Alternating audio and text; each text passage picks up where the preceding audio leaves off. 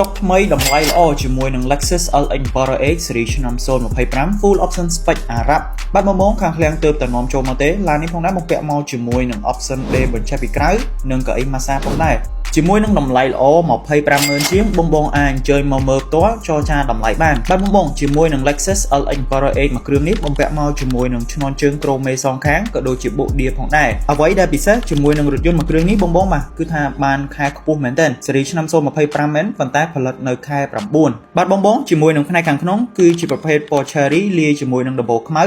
ជាប្រភេទឡាន Full Option បំពាក់មកជាមួយនឹងបាស Mark Levinson 25 គ្រាប់មានមកជាមួយនឹងទូទឹកកកហើយអ្វីដែលពិសេសជាមួយនឹង LX Explorer X នេះគឺមានមកជាមួយនឹង design ចង្កឹះលេខថ្មីខុសពី LX 600លើពីនេះផងដែរឡាននេះក៏បំពាក់មកជាមួយនឹងកៅអី Massage Counter Digital ពេញមើលមកគឺថាស្រស់ស្អាតមែនតើ Slide camera នៅផ្នែកខាងលើបូករួមជាមួយនឹង Dynamic Radar Cruise Control ក៏មានមកជាមួយនឹង option scan មេដៃនិង head up display ផងដែរចំណែកឯនៅផ្នែកទី2វិញគឺមានមកជាមួយនឹង Rear Entertainment System ជាប្រភេទកៅអី 7 ហើយមានមកជាមួយនឹងម៉ាស៊ីនត្រជាក់កម្ដៅពូកផងដែរដោយបងនឹង LX Explorer X គឺជាប្រភេទម៉ាស៊ីន hybrid ជិះបានស្ទុះហើយសន្សំចៃមែនទែនដោយសារឡាននេះបំពាក់មកជាមួយនឹងម៉ាស៊ីន 3.5 លីត្រ Twin Turbo V6 ក៏ប៉ុន្តែឡាននេះផងដែរផ្ដល់នូវកម្លាំងសេសស្ទុះជាង LX 600 ធម្មតាដោយ LX 600បង្កើតកម្លាំងសេសតែ 409 horsepower ទេឡាននេះអាចបង្កើតកម្លាំងសេសរហូតដល់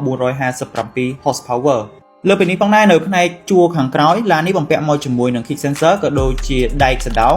ហើយឡាននេះក៏ផ្ដល់នៅ option រហូតដល់3ប៊ូតុងទៅលើតម្លាក់តឡើងកៅអីផងដែរបូករួមជាមួយនឹងប្រអប់ដែលមិនទាន់បានបើករងចាំម្ចាស់ថ្មីមក unbox ដូច្នេះបើសិនជាពុកម៉ែបងប្អូនកំពុងស្វែងរក Lexus LX Explorer X ចង់បានតម្លៃល្អ option ពេញបងអាចអញ្ជើញមកមើលផ្ទាល់បាននៅខាងឃ្លាំងហុងថេងឬក៏អាចតាក់ទងមកកាន់លេខទូរស័ព្ទដៃខាងលើបានអរគុណច្រើន